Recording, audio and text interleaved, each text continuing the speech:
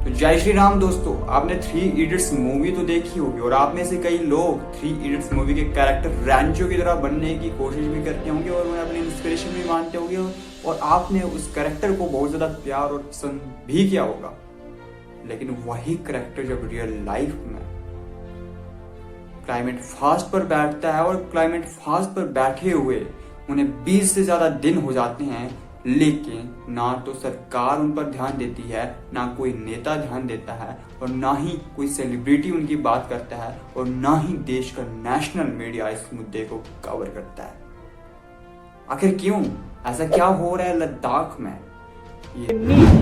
For everybody to raise their voice to just remind the government of their promise. आज मेरा 21वां दिन का अनशन खत्म हो रहा है और आज एक महत्वपूर्ण दिन है। आज मेरे पहले चरण का अंत है, मगर ये अनशन अभी खत्म नहीं होगा।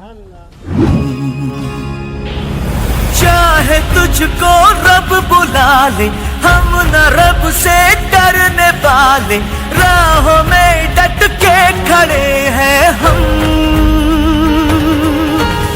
यारों से नजरें चुरा ले, चाहे जितना दम लगा ले, जाने ना तुझको ऐसे देंगे हम।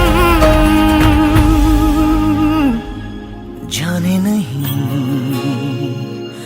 देंगे तुझे, जाने तुझे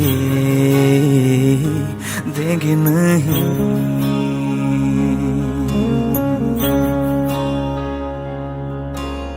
दो कदम का ये सफर है, उम्र छोटी सी डगर है, एक कदम में लड़खड़ाया क्यों।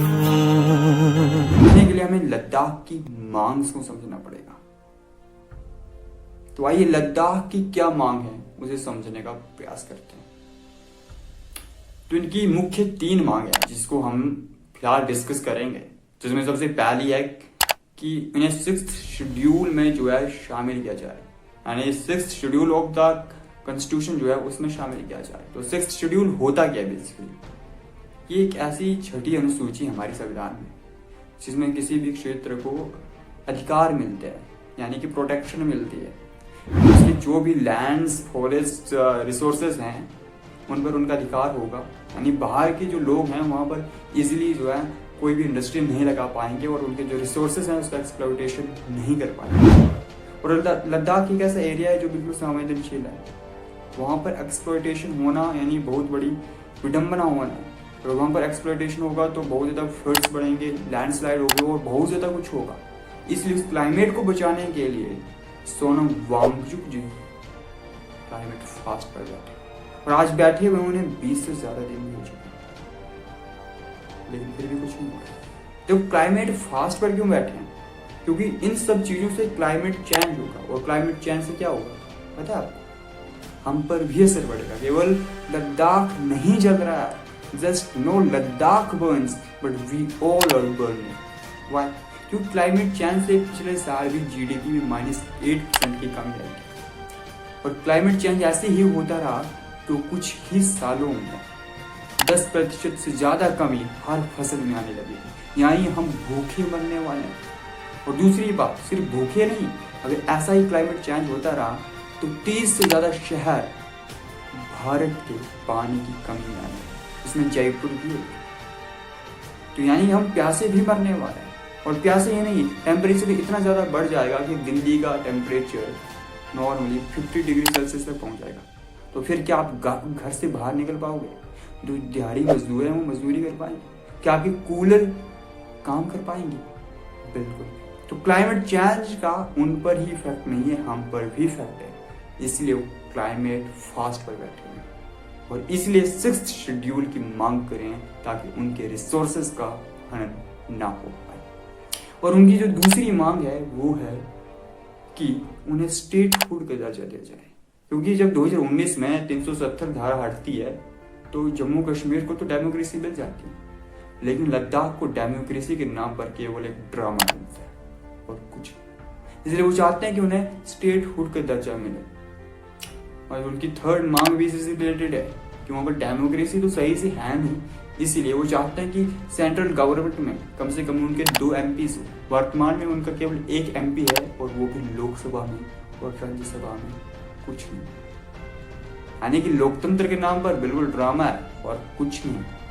इसलिए ये इनकी मुख्य 3 मांग है जो ये पूरी कराना चाहते हैं, जिसके लिए बार बार बात करते हैं, लेकिन जब बात नहीं मानी जा रही है तो क्लाइमेट फास्ट पर उतर रही है, लेकिन कोई ध्यान नहीं दे रहा। जब लद्दाख की बात होती है तो दिल्ली की मीडिया दूर चली जाती है। लेकिन एक रोचक बात मैं आपको बताऊं तो बीजेपी गवर्नमेंट ने 2019 के मैनिफेस्टो में पहले 3 पॉइंट्स में ये बात की थी कि वो लद्दाख को 6th शेड्यूल देंगे, ये वो खुद बात कर रहे थे। लेकिन अब ऐसा क्या हो गया, मोदी जी इस बात से मुकर गए, अब वो अंगूठा दिखाने लगे। क्या 6th शेड्यूल देने से देश में तबाही मच जाएगी, उतर पुतर मच जाएगी, या कुछ बड़ा धमाका हो जाएगा? लेकिन नहीं, तो क्यों नहीं दे रहे? तो इसे आप समझ सकते हो अगर आप पॉलिटिकली बीजेपी की पॉलिटिक्स को समझते हो। क्योंकि देखो, जैसे कि पहले ही बताया, अगर 6th शेड्यूल मिल जाएगा तो सेंट्रल गवर्नमेंट की कोई भी अधिकार नहीं रहेगा उनके रिसोर्सेज पर, उनकी लैंड पर, उनके फॉरेस्ट पर, किसी भी चीज पर। उसका अधिकार केवल लद्दाख के पास होगा। तो बाहर से कोई भी व्यक्ति इसलिए इंडस्ट्री नहीं लगा पाएगा। वो ये नहीं चाहते कि इंडस्ट्री ना लगे, वो ये चाहते हैं कि अंधाधुंध इंडस्ट्री ना लगे, ताकि उनके जो रिसोर्सेज हैं उनका हनन ना हो।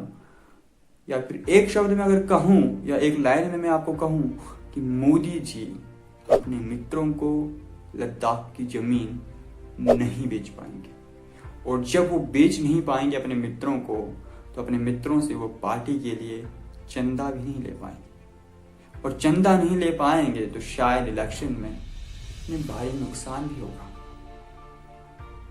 आई होप आप पूरी बात को समझ गए होंगे, और I am not clear for that, ये हो भी सकता है, ये हो भी नहीं सकता, लेकिन यही पॉलिटिक्स है।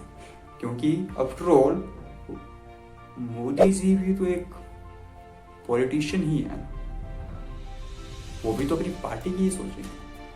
सो धन्यवाद, and that's it for today, and this is Umesh Kumar, and Jai Shri Ram to all of you.